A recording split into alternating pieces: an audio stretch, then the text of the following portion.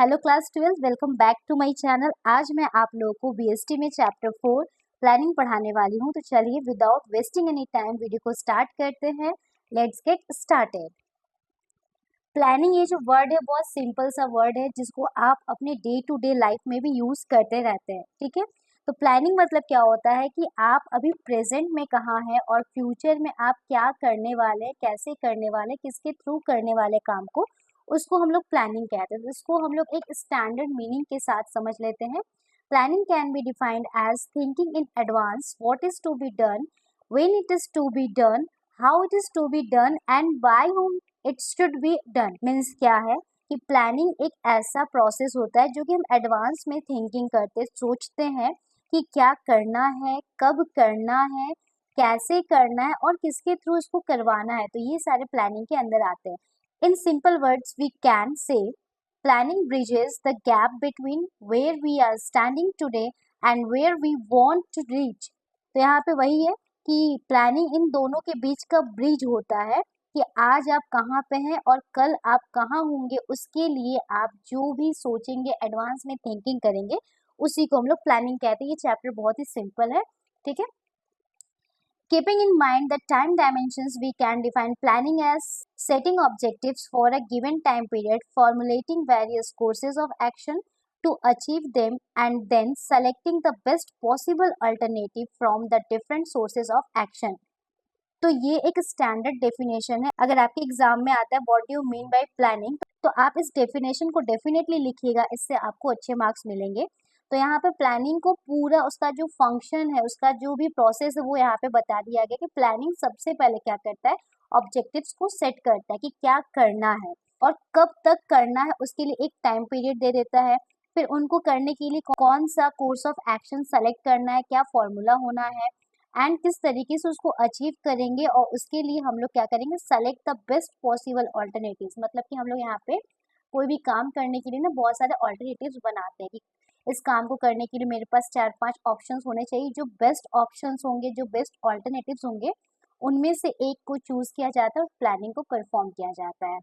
यहाँ से आपको एक डेफिनेशन याद कर सकते हैं, ठीक है, जो सिंपल आपको लगे। नेक्स्ट टॉपिक हमारा यहाँ पे features, natures, characteristics of planning. तीनों का मतलब सेम होता है। सबसे पहला, planning focuses on achieving objectives. आपका जो गोल है उस गोल को अचीव करने के लिए प्लानिंग ऑलवेज फोकस रहता है। इसीलिए तो हम लोग प्लानिंग करते हैं कि हमको जो अचीव करना है कैसे करें, किस तरीके से करें।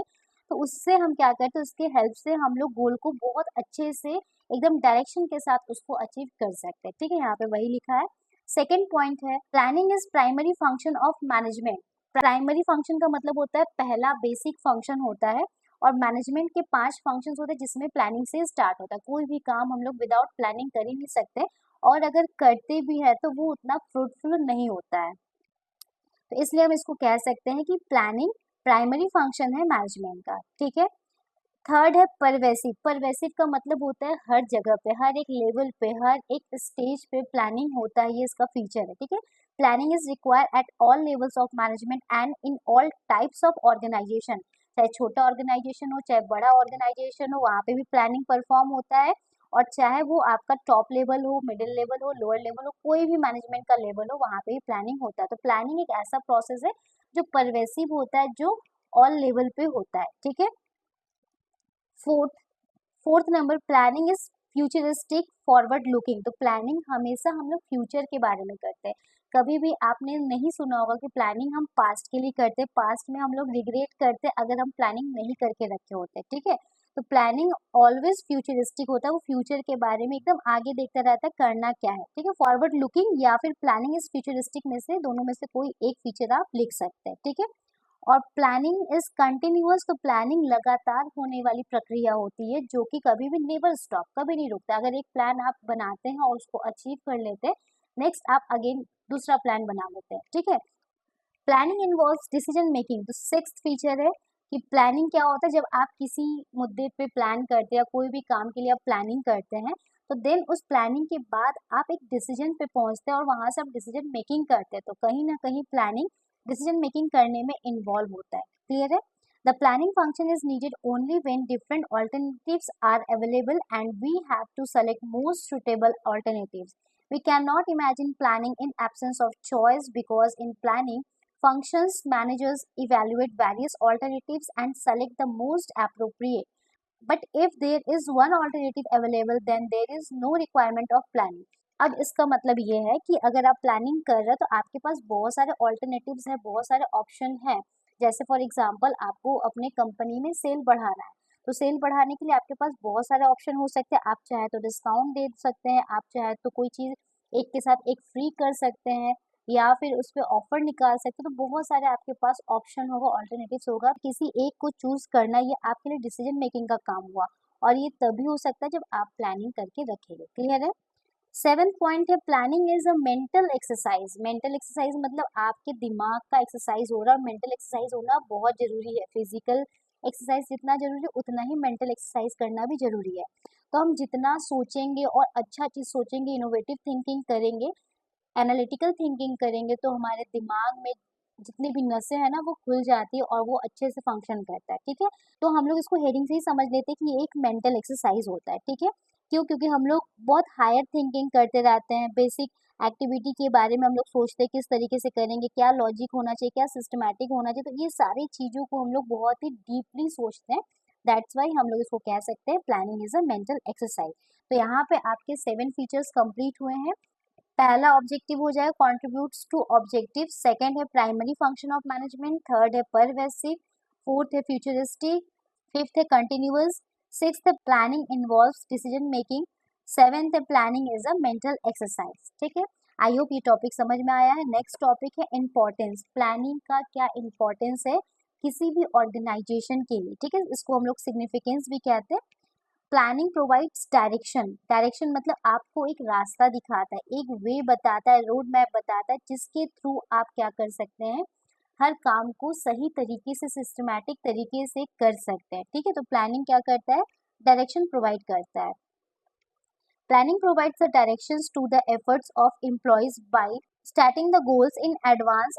If goals are well defined, employees are aware of what organization have to do and what they must to do achieve these goals. तो यहाँ पे देखिए, अगर आपने कोई गोल सेट करके रखा, बहुत अच्छा सा गोल सेट करके रखा अपने कंपनी के लिए, तो वो आपके लिए एक डायरेक्शन का काम करेगा, और उसके बेसिस पे यहाँ पे एम्प्लॉय हो गए, वर्कर हो गए, जितने भी मैनेजर्स हो गए, वो सब इसके बेसिस पे काम को करेंगे। ठीक है, अगर आपने अपना एक लक्ष्य बना लिया है कि आपको 95% लाना है अपने बोर्ड के एग्जामिनेशन में, देन वो आपके लिए डायरेक्शन का काम करेगा। अब आप उस डायरेक्शन के अकॉर्डिंग अपना प्लानिंग करिएगा। ठीक है, तो यहाँ देखिए इमेज दिख रहा है आपको कि प्लानिंग एक डायरेक्शन है, रोड मैप है, पाथ है, जिसके बेसिस पे हम लोग आगे काम को करते हैं।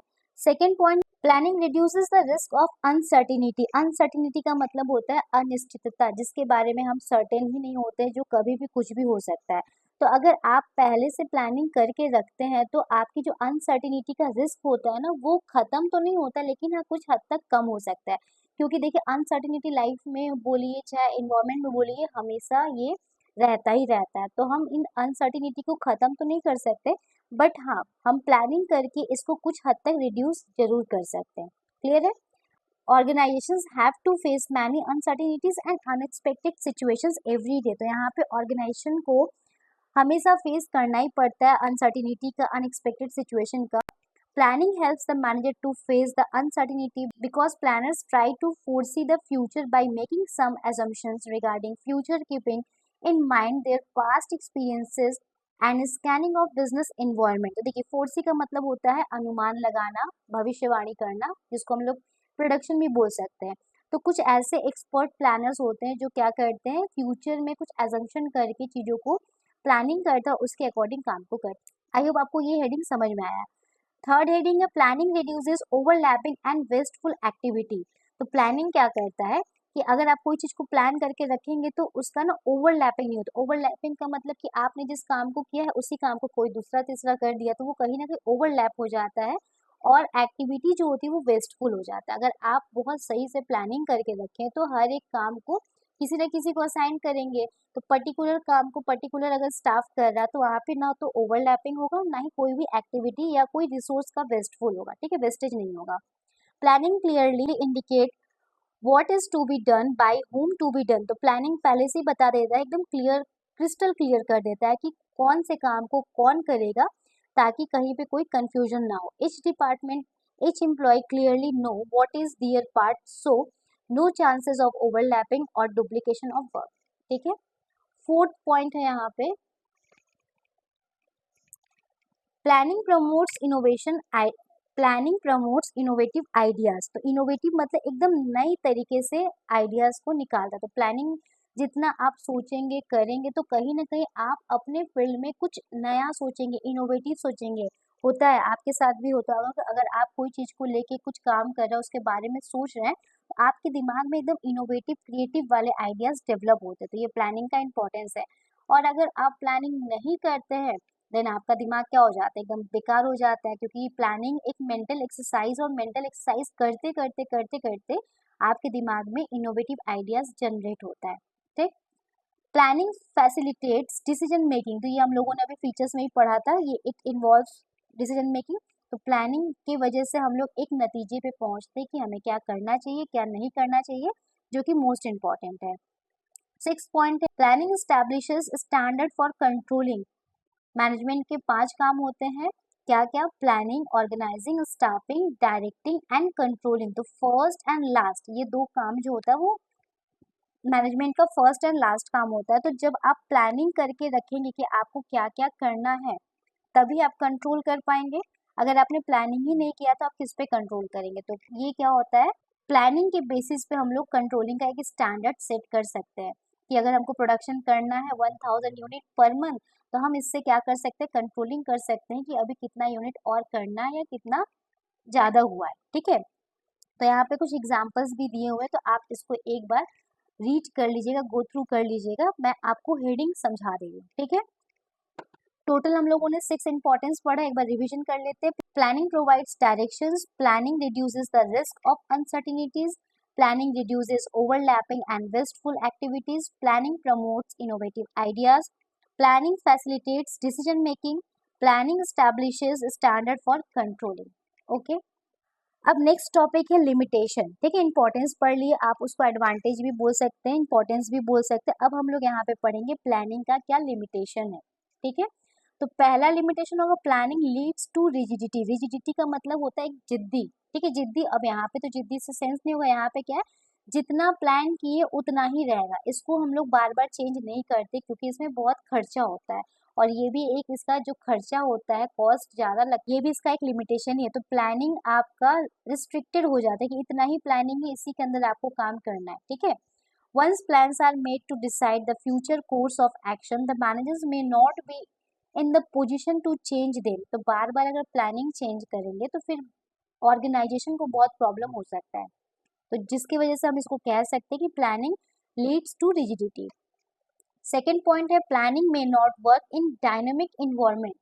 इसके पहले हम लोगों ने इम्पोर्टेंस पढ़ा था कि अनसर्टिनिटी को बहुत हद तक ये रिड्यूस करता है, बट ये खत्म नहीं करता, गारंटी नहीं देता। तो हम यहाँ पे बोल सकते हैं, अगर सोचिए हमारा जो बिजनेस है और वो एक डायनेमिक इन्वायरमेंट में, मतलब चेंजेबल, फास्ट रैपिड चेंज हो रहा है, हर दिन कुछ ना कुछ चेंज हो रहा है, तो वहाँ पे आपका प्लानिंग बेकार हो जाएगा। आपने कुछ सोच के रखा है लेकिन आपके इन्वायरमेंट में कुछ चेंज हो गया है, देन आप उसको कम्बैट नहीं कर पाएंगे, प्रॉब्लम हो सकता है। तो यहाँ पे ये इसका दूसरा लिमिटेशन हो गया। It reduces creativity. ये बात स्टाफ के लिए बोला जा रहा है क्योंकि प्लानिंग के लिए तो एक्सपर्ट हम लोगों ने हायर किया हुआ है, और एक्सपर्ट का ही क्रिएटिविटी बढ़ता है, बाकी सबका क्रिएटिविटी यहाँ पे नील हो जाता है क्योंकि कोई पार्टिसिपेट नहीं करता, सबको बना बनाया प्लानिंग मिल जाता है, उसी के ऊपर वो लोग काम करते हैं। ठीक है, most of the time plans are made by the top level management, rest of member just implement these plans, middle level managers and employees of the organisation start working rigidly and they become the blindfolders of the plan only। तो देखिए यहाँ पे आप image से देख सकते हैं, ये किसके लिए बोला जा रहा है, जो लोअर लेवल के मैनेजर हो गए, मिडिल लेवल के मैनेजर हो गए, स्टाफ हो गए, एम्प्लॉयज हो गए, उनको प्लानिंग नहीं करना होता। प्लानिंग के लिए एक्सपर्ट आते हैं या टॉप लेवल मैनेजर्स करते हैं, और ये क्या करते, ब्लाइंड होके काम करते हैं उस पर। फोर्थ पॉइंट है, प्लानिंग इन्वॉल्व्स ह्यूज कॉस्ट। अभी मैंने आपको बताया था, क्योंकि प्लानिंग के लिए हम लोग क्या करते हैं, एक्सपर्ट को बुलाते हैं, और एक्सपर्ट का फीस बहुत अच्छा होता है, उनको अच्छा खासा फीस देना पड़ता है। Planning involves huge cost in terms of time and money. Checking accuracy of facts may involve lot of time. Detailed plans require scientific calculations to ascertain facts and figures. There is lot of cost involved in planning. तो planning में बहुत सारे cost लगते हैं, like expenses on boardroom meeting, discussion with professional expert and preliminary investigations to find out visible plan. तो देखिए preliminary का मतलब होता है प्राथमिक, पहला। तो हम लोग क्या करते हैं, प्राइमरी लेवल पे इन्वेस्टिगेशन करते हैं, डिस्कशन करते हैं, बोर्ड रूम होता है, मीटिंग्स होता है, प्रोफेशनल्स को हायर करते हैं, इन सब पे अच्छा खासा बिजनेस का या ऑर्गेनाइजेशन का खर्चा जाता है। फिफ्थ नंबर पे है it is time consuming process. तो प्लानिंग आप सोचिएगा कि 5 मिनट में 10 मिनट में हो गया, ये ऐसा कभी नहीं होता है। प्लानिंग बहुत ज़्यादा समय लेता है, ठीक है। Planning process is a time consuming process because it takes long time to evaluate and alternatives and select the best one। तो पहले क्या करते हैं, अभी हम लोग पढ़ेंगे, इसके प्रोसेस को पढ़ेंगे। सबसे पहले लिस्ट बनाया जाता है, ऑब्जेक्ट को सेट किया जाता है, लिस्ट बनाया जाता है, फिर उस लिस्ट में ऑल्टरनेटिव्स बनाए जाते हैं, फिर उसमें से किसी एक बेस्ट ऑल्टरनेटिव को चूज किया जाता है, विच मीन्स कि यहाँ पे समय बहुत लगता है, ठीक है। 6 नंबर पे planning does not guarantee success. आपने प्लानिंग करके रखा है तो आप बहुत निश्चिंत है कि आपको गारंटी मिल गया कि आपको सक्सेस मिलेगा, ऐसा नहीं होता है रियल लाइफ में। प्लानिंग करना अच्छी बात है, लेकिन जरूरी नहीं कि आपने जो प्लानिंग किया उसके मुताबिक ही सारा काम होगा, तो ये आपको गारंटी नहीं देता है। क्लियर है। तो यहाँ पे उसके लिमिटेशन, यहाँ पे 6 लिमिटेशन है। Planning leads to rigidity, planning may not work in dynamic environment, it reduces creativity, planning involves huge cost, it is a time consuming process, and last, planning does not give guarantee success। ठीक है, तो हम लोग conclusion पढ़ लेते हैं। The above points show that planning is not a substitute for success of an organization because it is suffers from many limitations, but it does not mean that managers should not perform planning functions. Rather, they should perform planning functions keeping in mind the limitations of planning and then try to overcome this limitation। तो देखिए इसका जो limitation पढ़ लिए तो इसको देख के घबराना नहीं कि प्लानिंग ही नहीं करना है। प्लानिंग करेंगे, जो भी मैनेजर्स या जो भी एक्सपर्ट प्लानिंग करेंगे तो इन सारे लिमिटेशन को अपने माइंड में रख के तब उसके बाद प्लानिंग करेंगे, ठीक है। तो ये आपका हो गया लिमिटेशन। नेक्स्ट टॉपिक है प्लानिंग का प्रोसेस। यहाँ से बोर्ड में क्वेश्चंस बनता है, तो ये मोस्ट इम्पॉर्टेंट, आप इसको ध्यान से समझिएगा। समझने के बाद आप अपने से नोट्स तैयार करिएगा। मैं आपको नोट्स प्रोवाइड कर दूंगी, बट आप भी अपने से कुछ ओन लैंग्वेज में आप इसको लिखिएगा, ठीक है। तो बहुत इजी तरीके से इसको अभी मैं आपको याद करा दूंगी। सबसे पहले प्लानिंग का जो काम होता है, प्रोसेस कभी भी आप आगे पीछे नहीं लिखेंगे, एकदम सीक्वेंस में लिखना है आपको, ठीक है, लाइन टू लाइन लिखना है। सबसे पहले क्या है, आपको ऑब्जेक्टिव सेट करना पड़ेगा, ठीक है। प्लानिंग का पहला ही काम है कि आप ऑब्जेक्टिव सेट कर लीजिए, आपके बिजनेस का क्या गोल होना चाहिए, क्या एम होना चाहिए, जिसके बेसिस पे आपको प्लानिंग करना है। ऑब्जेक्टिव्स और goals specify what the organisation wants to achieve it and result of activities. For example, an organization may have objective to increase in sales by 10% or increase in ROI by 20%, etc। तो ये क्या है, return on investment. ROI को हम लोग बोलते हैं return on investment. तो यहाँ पे क्या है, एक कंपनी या एक ऑर्गेनाइजेशन अपने गोल या ऑब्जेक्टिव को सेट करता है ताकि अपना एक एंड रिजल्ट को बनाने से उसके बिहाफ पे हम काम कर सकते हैं। एग्जाम्पल आप बहुत अच्छे से समझ सकते हैं कि एक ऑर्गेनाइजेशन क्या चाहता है, वो अपने सेल को 10% बढ़ाना चाहता है और रिटर्न ऑन इन्वेस्टमेंट 20% बढ़ाना चाहता है। Objectives may be set for entire organisation और फॉर अ डिपार्टमेंट और अ यूनिट। तो देखिए ऑब्जेक्टिव जरूरी नहीं कि सिर्फ एक ऑर्गेनाइजेशन का ही सेट हो, तो ऑर्गेनाइजेशन के अंदर बहुत सारे डिपार्टमेंट होते हैं और डिपार्टमेंट में बहुत सारे यूनिट्स होते हैं, तो ऑब्जेक्टिव कहीं के भी सेट किए जा सकते हैं। Objective serves a guide for all over business planning. तो ऑब्जेक्टिव अगर बना लेंगे ना, आपको एक रास्ता मिल जाता है कि आपको करना क्या है, एक ओवरऑल व्यू मिल जाता है, उसके बाद आप अच्छे से प्लानिंग परफॉर्म कर सकते हैं। Organizational objectives are generally set by top level management, whereas departmental objectives are set by the middle level management. How all department needed contribute to organization's objective is the plan that needs to be drawn up। तो यहाँ पे देखिए, अगर business और organisation level पे अगर आपको planning करना है तो वहाँ पे टॉप लेवल मैनेजर्स करते हैं, डिपार्टमेंटल का प्लानिंग करना तो डिपार्टमेंट मैनेजमेंट करते हैं, और लोअर लेवल पे मैनेजमेंट करना है तो लोअर लेवल के मैनेजर्स करते हैं। तो ये हो गया इसका पहला process, setting up of the objective. Second है, इसके बाद आपने एक अपना गोल निर्धारित कर लिया, then developing premises. Premises refers to making assumption, ठीक है, एजम्पशन अनुमान लगाना जिसको हम लोग कहते हैं, regarding futures. Premises are the based on which plan are made. तो देखिए, आपने अनुमान, आपको प्लानिंग करते समय बहुत सारे ऐसे एजम्पशंस होते हैं जिसको आपको करना पड़ता है कि फ्यूचर में इसके दाम बढ़ सकते हैं, तो आपको इस तरीके से अपना प्लानिंग करना, ये करना, तो ये एजम्पशंस होते हैं। तो जब आप ऑब्जेक्टिव सेट कर लें तो उसके बाद कुछ एजम्पशन को डेवलप करिएगा। Assumptions are made in the form of forecast. Forecast वही अनुमान लगाना ही होता है। Forecasting is important in developing premises as it is technique of gathering information about future. तो ये एक तरीका होता है जिसके हेल्प से आप फ्यूचर के लिए इंफॉर्मेशन गैदर कर सकते हैं, क्योंकि प्लानिंग हम लोग तो फ्यूचर के लिए करते हैं ना, तो फ्यूचर के लिए हमको चीज़ों को इकट्ठा करना है। Forecast can be made about the demand for a particular product, government policy, change in interest rate, tax rate etcetera.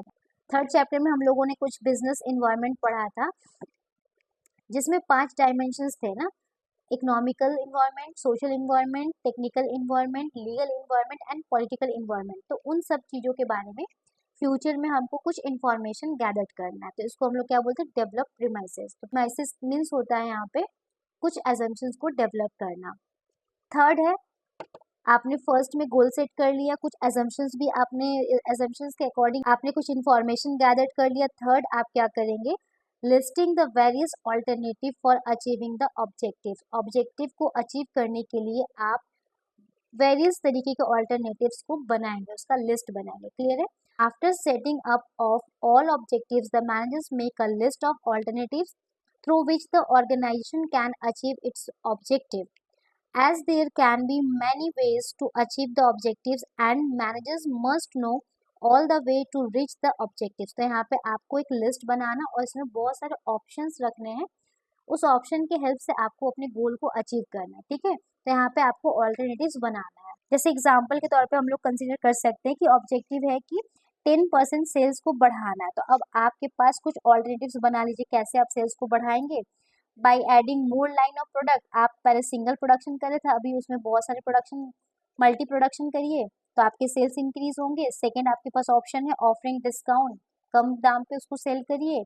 Third, आपके पास इंक्रीजिंग एक्सपेंडिचर ऑन एडवर्टाइजमेंट, आप जितना ज़्यादा एडवर्टाइजमेंट में खर्चा करेंगे आपके प्रोडक्ट का सेल उतना ही ज़्यादा बढ़ेगा, ये भी आपका ऑल्टरनेटिव्स है। Next, increasing the share in the market, आपको अपना शेयर मार्केट में बढ़ाना पड़ेगा, या फिर आप सेल्समैन हायर करिए जो डोर टू डोर आपके प्रोडक्ट को सेल करे। तो इस तरीके से आप बहुत सारे ऑप्शन बना के रखिएगा, तो आपको थर्ड प्रोसेस में बहुत सारे ऑल्टरनेटिव्स को बनाना पड़ता है। फोर्थ में आपने जो भी ऑल्टरनेटिव्स बनाया उसको इवैल्यूएट करिए, उसको एनालाइज करिए कि कौन सा किसमें ज़्यादा खर्चा आ रहा है, किसमें कम खर्चा आ रहा है, कौन सा बेस्ट हो सकता है, कौन सा क्या, तो इसमें एनालाइज करना पड़ता है। ठीक है, after making the list of various alternatives along with the assumptions supporting them and the manager starts evaluating each and every alternatives and notes down the positive and negative aspects of every alternatives। तो जो भी हम लोगों ने यहाँ पे alternatives बनाया है इसको evaluate करते हैं, मूल्यांकन करते हैं और उसका पॉजिटिव और नेगेटिव दोनों एस्पेक्ट्स को लिखा जाता है। जिसमें ज़्यादा पॉजिटिविटी होता है, मतलब जिसमें ज़्यादा पॉजिटिव पॉइंट्स होता है उसको अडॉप्ट किया जाता है, जिसमें नेगेटिव ज़्यादा पॉइंट्स होते हैं उसको हम लोग लीव कर देते। तो फिफ्थ में होता है सेलेक्टिंग एंड ऑल्टरनेटिव्स। तो यहाँ पे हमने इवैल्यूएट किया, मूल्यांकन किया और हम लोग फिफ्थ में उन सारे ऑल्टरनेटिव में से किसी एक बेस्ट ऑल्टरनेटिव को हम लोग चूज कर लिया। ठीक है, फिर जब चूज कर लिया तो अब सिक्स में क्या करेंगे, उस प्लान को, उस ऑल्टरनेटिव को हम लोग इम्प्लीमेंट कर देंगे ताकि जो हमने ऑब्जेक्टिव सेट किया है वो इजीली अचीव हो सके। और सेवेंथ पॉइंट में आप क्या करेंगे, फॉलो अप करेंगे। तो बहुत आसान है, आपको अभी इसको याद कर लेना है।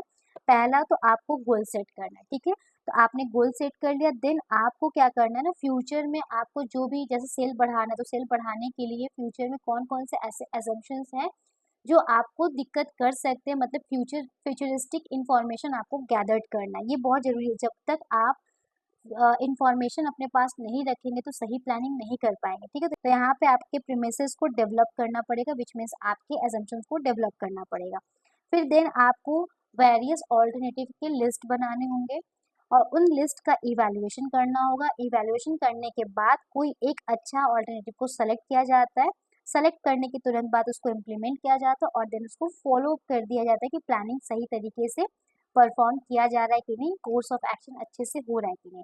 आई होप स्टूडेंट आज का टॉपिक आपको समझ में आया। आज इतना ही हम लोग रखते हैं। अगर आप इस चैनल पर नए हैं तो चैनल को सब्सक्राइब करिए और अपने फ्रेंड्स तक इसको शेयर करिए और बाकियों को भी हेल्प करिए। मिलते हैं नेक्स्ट वीडियो में इसके आगे के टॉपिक के साथ, और इसमें मैं आपको कुछ इंपॉर्टेंट केस स्टडी और इसके नोट्स को प्रोवाइड करूंगी। तब तक स्वस्थ रहिए, मस्त रहिए। Till then take care, bye bye.